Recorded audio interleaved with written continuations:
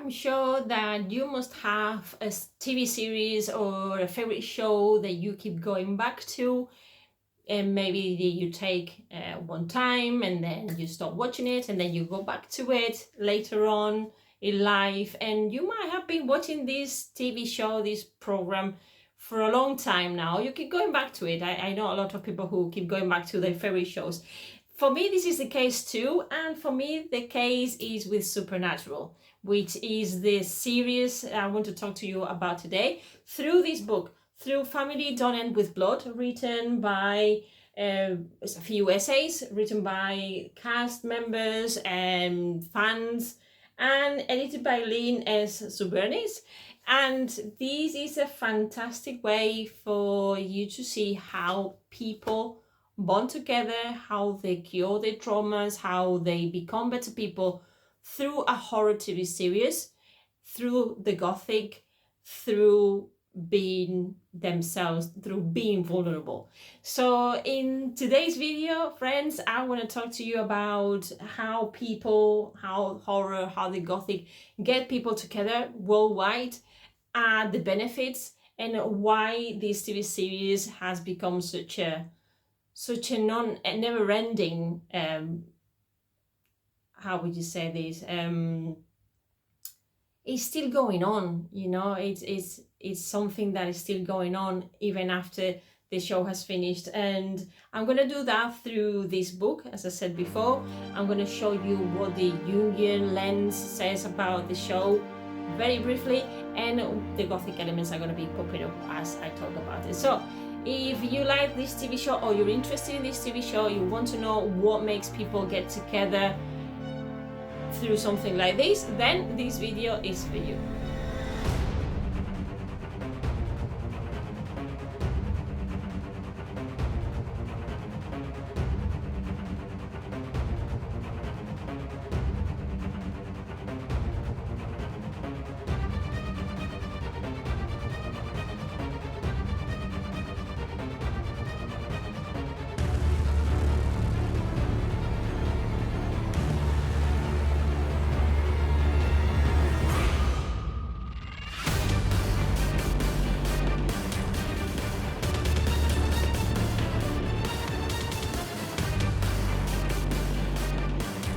Hello Gothic friend, welcome to Gothic Land. I'm Alice and welcome to episode 3. In this episode 3, where we're going to talk about, we're going to do a review of this book, Family Don't End With Blood, edited by Lynn S. Zubernis and written by cast members and fans of the show.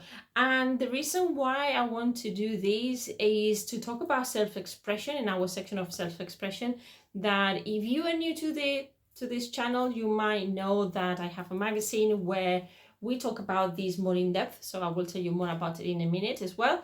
And if you're not new, you know that one of the series that always keep coming back on my articles, on all my videos, and I use them as examples, and I'm very involved with the TV show at different times. I've been involved in it, and I'm still am, is Supernatural. I mean, at the time, the show started in 2005. I'm going to give you a little bit of my background for you to see where I come from, and then I'm going to go a little bit to give you a bit of highlights of the show and highlights of this book. Okay.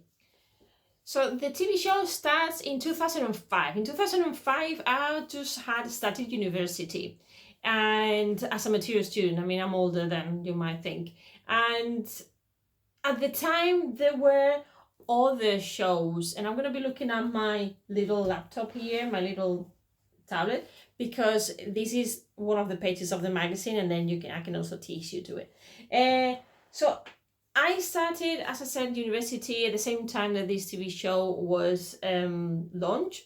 And they didn't have many expectations. They were not sure what was going to happen with the show, if it was going to be something was going to last a lot or not enough or not for a long time. Because at the time, there were a lot of other things going on. In Spain, we had the Ghost Whisperer. Then we also had, a little bit later on, we had Vampire Diaries, we had True Blood. I mean, we had all these other shows, horror shows and ghost stories that actually say a lot about the moment, the historical time we were living at the time, because of this fascination about ghosts and horror stories. So then they decided to do this show. Eric Kripke decided to do this show, and for me it was great because I had, on the one hand, I had Melinda, that she was all this cute girl with this long, wonderful hair and always impeccable looks, and amazing looking girl who had this ability of talking to the people who had just passed away and take them through the other side and take them to the light, like in a lot of, not just from the Christian point of view, we could see this from any other religious points of view, this idea of crossing to the other side. But also it was a way for people to make peace, the ones who were left, to make peace with death. So we have here the aspect of grief, which we talk about here in this channel with Tuche, my collaborator Tuche Kutlu, and we talk about a lot about grief and this process. So it was a nice thing for me to be watching this and then move on to the mom male space with the two boys, the two brothers, Dean and Sam Winchester, and they journey, they quest, trying to find this monster that killed their mom.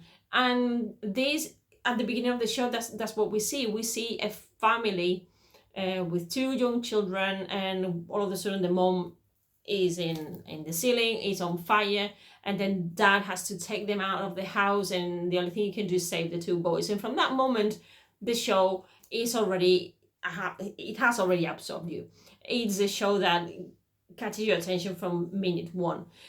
So the story really is very simple. It's the story of these two brothers with this beginning, this part of the show that is memorable, and that was, everybody keeps saying, you know, the moment where Dean walks in and says Dad has been in a hunting trip and has not been back for a few days, or something in those lines. I don't want to say it wrong. And that's it, boom, the show is in, and this phrase becomes something else as well. So what's happening? What has made this TV show has managed to get so many people together worldwide that even at 15 years later, you know, the show finished in 2020 and we're still talking about it. What has happened? What are the factors? And this is something that Lynn talks very well about in the book. She, I mean, as I said before, this is more than a review. I'm just going to tell you about what I really like about the book and what I think is like the main thread throughout all the essays. Some essays are longer than others. The one essay that I think is very good and it really gets to you, is impeccable, is the one by Jared Padalecki, where he talks so honestly about his experience in the show, but also as someone who's always suffered from anxiety and stress and depression, and how he managed, through the help also of the fans, to get these, to overcome his issue, how to make things, how to see his issue or his problem from a better place, and to learn from it and accept himself, which is something beautiful. So that means that it's a show that not just oriented to the fans, for the fans just to, it's not a one way, it's not one direction, it's bi-directional. So it feeds both. It's been feeding the fan fiction or the fandom, fan fiction is something else, sorry, the fandom, and the actors and the crew and all the members. And the stories are amazing. I mean, what I'm going to do, I'm going to scroll down what I have written for the magazine, by the way, that if you want to read. It's called You Are Gothic But You Don't Know It, and it's a monthly magazine where I talk about self-expression in this case, but we also talk about critical thinking. We talk about self-awareness, which is for me very important in this Jungian world, in the Gothic world, because my magazine and what I talk about here in this channel is about this Gothic Jungian lens that can help us overcome our traumas and to go through our transitions a little bit better through the learning and the knowledge about archetypes, and to know why we identify precisely so much with fiction, either with books or with TV series or any kind of artistic production where we can see the human connection. So the article that you're going to find in the magazine is called when ghost stories and horror stories get people together, get people worldwide together, and through these analyses, right? So in the magazine, you're going to see there is a lot more detail. That's what I'm trying to say. So as I said before, we had all these series going on at the same time, and I kept going back to Supernatural to the point that the show saw me go into university, the show saw me pregnant, the show, even my youngest son is called Sam because we couldn't agree on a name, and my husband, I was watching Supernatural for the second time when I was pregnant with my second child, and I happened to say, what about Sam? And we already had John. John could have been Dean, but he didn't allow me Dean because the family name is John as well. But you can imagine how it had an impact in me as well, the show. And at different levels, I connected with the characters at different moments in my life. I connected sometimes more with Dean, other times more with Sam, other times with the girls as well, with the women, with Mary, precisely because she's a mom. And, you know, at different moments and even different periods in your life or seasons in your life, you connect more with one character with another, and also depending on the situation. If it not been for this book, maybe, and for other books that I bought afterwards that I will talk to you about, I would have maybe not felt, and my connection with the show, maybe I wouldn't have not felt brave enough to submit an abstract for one of the books that are there to come out very soon, and that at the moment is in process. It's been edited and it's been under peer review, which is gonna be a collection of women in Supernatural. So and I'm part of that. I've got an episode, a chapter where I will write about something that you will see hopefully very soon. And so for me that's very important too, because I've never managed to go to one of the conventions, and that's something like for me it's really remote, it's really far away. And when I see, by reading the stories of people who were actually in really bad state, in really bad situations, and the show actually pulled them out of the problem they were going through, of this story of a girl who had a drinking addiction, and she actually thought of Sam Winchester, and because of him she kind of came out. And there's a story of broken people, of people who were bullied in school, or they didn't, or even at home, and then they see the characters and they connect with them, and their phrases then manage to get them out. And when these people go to the conventions, they, okay, you have to pay for them, but hey, this money goes to good places as well, because they go to charities, they go to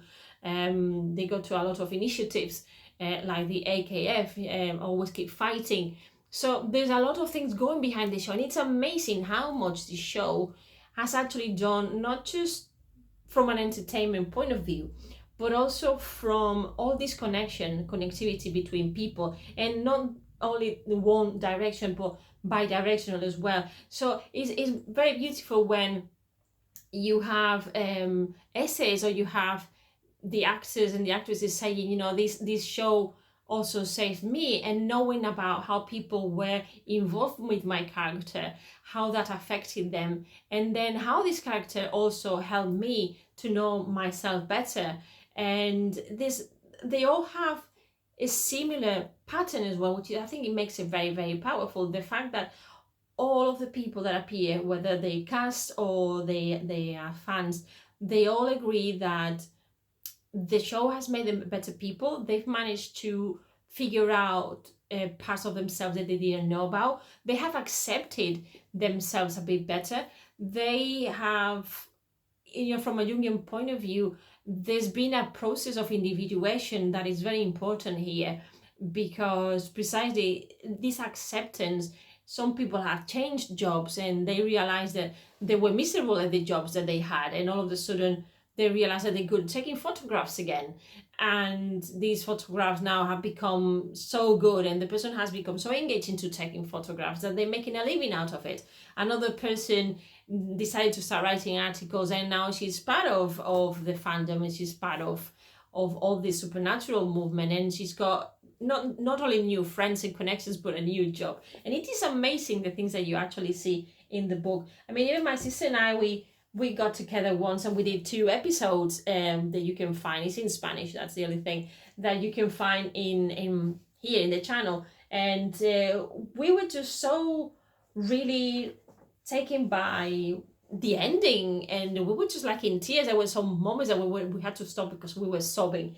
It really gets to you, but it also starts because of the harmony that is also mentioned in the book, and the harmony between the actors from day one. And Jared and Jensen, I remember watching a YouTube video where he talks about how they connected from the beginning. Or I think it was actually in a podcast, the podcast that Richard and it's called Supernatural as well. I'll tell you the name if I remember. There's a podcast by the actor who plays God and the actor who plays the trickster, and they actually invite and they talk about the show, and it's very funny, that show as well. It's really good. And they actually, when they interview Sam and Dean, Jensen and Jared, Jensen said that, that he got together with Jared and they talk about the experience, how they became so very good friends. And this is what people also felt. We feel that connection is not fake, that's not acting, that really we could see it through, it went through the screen. So all these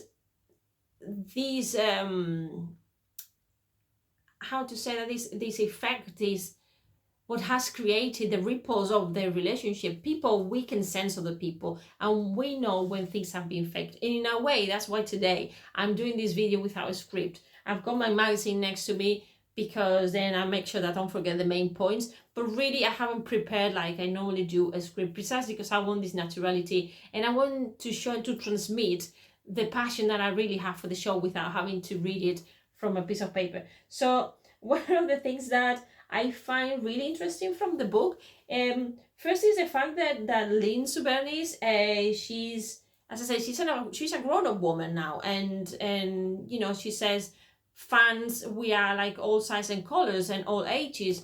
Even the guy who played Crowley, Mark Shepard, he says that in the past people looked at people like us like if we were freaks, because if you came out of the normality, if you didn't do things like the rest of the people did, like if you were reading comics and you were, for your age, you're not supposed to do certain things. But the thing is that a fan is, we are all 80s, and with this show we grew up. I mean, I was 20 odd when I started watching. I was 28, 29 when I watched this series for the first time, and then now I'm 48 now. So, well, it's a long time, you know what I mean? It's a long time watching the TV show. So we have grown together, and it's true. And as I said, even if I have not been to a convention, the fact that it has had such an effect on me at a different level, it's like, yes, I really know these people. And then you follow them on social media, but it's true. So I think it's very interesting what Lynn says, that this show has given everybody the opportunity of healing, but by helping others, this is the idea that by helping others, we're helping ourselves. And in Jared Padalecki essay, this is a very moving essay, because it doesn't just talk about himself as a fan when he was a young boy, but also how when he became the actor and his anxieties with having to speak in public, with people maybe trying to con them as well. The beginnings are never easy, but in this vulnerability, he also grew the person he is nowadays, and he also has this touch with his fans, and is approachable, and he understands and he listens. And I'm saying Jared, but is Jensen the same? And every single one of them, when you read about their stories and how they feel, they kind of feed from the audience, and the audience feeds from them, because it gets this two-way that I keep talking about all the time, this two-way direction, connectivity. So it's like it gets really engaging. So there's this side that we don't see of the fandom, or the side we don't see from the actors, and this book brings us this vulnerability. And nowadays vulnerability is a strength, and it's something that it keeps being praised, and it is true. And being vulnerable, what you say, and basically I'm just being honest and I've just been transparent. This process of recognizing, and not trying to wear this mask all the time, you know, the personal, the persona that we're wearing all the time, talking in Jungian terms, is very important, because somehow we feel ourselves, we feel free, we can be ourselves there. There's a story of a couple who became a couple through the show as well. And I mean, if you start reading, all the stories have in common the same, that they all were in a vulnerable place, that they felt that maybe they went too much, that what could they give to people. And when they see how the characters that they play, and even the people behind the characters, that we're all human, that we're all the same at the end of the day, this is very powerful as well. I want to read to you what Kim Rhodes, the sheriff, who plays the sheriff, says about how she feels about that. It's in page 62. I've translated it into Spanish, by the way, so not the book, obviously, because that wouldn't be legal, but I've translated the magazine and some quotes. So Lynn, if you're watching this, you have some quotes of the book translated into Spanish, for the purpose of this video and for the review. In page 62, Kim Rhodes, she says this phrase that I think is beautiful. Okay, I had to find it. So it says, the truth is, I showed a bunch of strangers the broken, fragile, cousin, awkward, overly energetic creature that is my heart, and they said yes, and quit being strangers. I found the identity, very important here, I had been searching for. It turned out to be me. So is this also this self-reflection? By talking to others and by sharing, and the others listening, you identify yourself, what's really inside your soul, what is really inside of you. You identify it, and then all of a sudden is this aha moment, and you have, right, I understand now. This is what I was searching for. This is what, you know, and it was all the time, was with me, which again is very Jungian. And I think it's beautiful, because this awareness at the end of the day is what we are looking for. We're looking for all these moments to realize, to figure out who we are. And it's amazing that we can achieve that through a horror show, which precisely one of the fans says in the book, she says it wouldn't have mattered, or I think it was Gene Weaver that was saying that this fan said to him, it wouldn't matter if there had not been monsters in the show. Well, for me it would have mattered, because I like monsters, but it's true, the show could have gone on with a different story if the story of the brothers and the problems and the issues were the same, because at the end of the day we felt identified with the very human side. We felt when they felt, but I think also because the characters, the actors really felt that situation. Obviously there's also the part of the stories being told, which is like when someone asks about, when they've been interviewed and they say, what is the special ingredient, what is the key ingredient here, and they say, well, the fact that we got on very well together, one, and two, that the stories are very well written. So there you go, those are like the special ingredients. There's a lot I would like to say. Every single person, every single experience is fantastic. Misha Collins is lovely, is adorable, and he talks about how, you know, how fortunate he feels about being part of this movement and this whole thing, because you know, it is true, we're very lucky. He talks about how we connect with someone, and then we identify, we connect with someone that is fiction, is a fictional character, with a phrase, a sentence, a situation, a decision can change the way we perceive our own problem, and that's very important. I remember also one of the interviews, one of the online meetings that they had with, I think it was Cody, was the guy who was there were elections, American elections, and I'm very bad with politics, by the way, and he said that he was really looking forward, and the guys were really surprised, nicely surprised, when Jed and Jensen were really surprised, because he said that he was really looking forward to getting home after the end of a day, and to disconnect. So that's one, disconnecting. Entertainment does that. It helps us disconnect from our problems.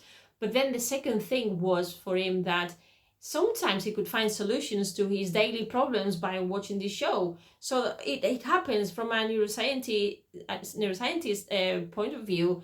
When we over obsess about a problem and we try to find a solution, thinking about it like cognitively, they're putting all our intention, we don't find a solution. Sometimes you just need to forget about it, put it towards one side, and when the more distracted you are, when the least expected, something in a TV show, for example, a horror show in this case, goes boom in your brain, and you find the solution and you find what you're looking for, because your brain has relaxed, but also because it's engaging in somebody else's problem. Is this self-expression in this video for me is very important. The fact that there are people writing about it, people who've been interviewed about how they felt with the show, and that brings out everything that is inside. And we can only work out with our trauma and what is inside of us when we actually have it there, when it's become something external, something more physical, something we can touch.